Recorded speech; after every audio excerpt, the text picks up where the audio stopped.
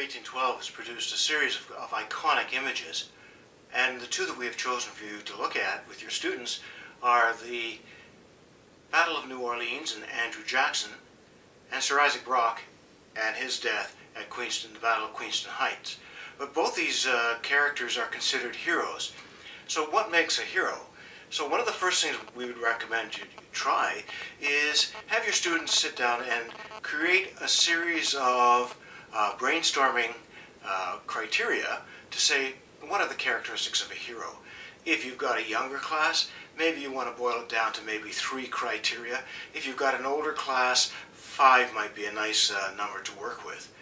So then taking a look at these 2 images that are provided, then have a look and say, are these paintings accurate or plausible? Could they be used to demonstrate what was going on? The first thing we want to look at in terms of this consideration of accurate or plausible is both paintings were done approximately 100 years after the event. So again, how accurate can they be? But as we look at them, using the worksheet provided, these are based on the 5 W's of who, where, when, that type of thing. But looking for specific detail in the painting, first of all. So as the students go through and examine the paintings, they can then look and imply what are specific details, and are there any inferences in those details. Why were the paintings commissioned? Maybe that's one of the questions we might want to ask of our students, and they could then use that information to try and figure out what is the purpose of these paintings.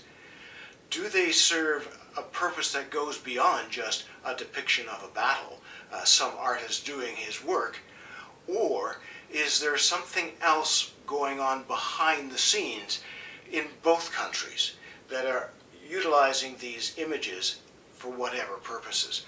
What do you think is the purpose that these images were created? So on both sides of the conflict, we have these creative images.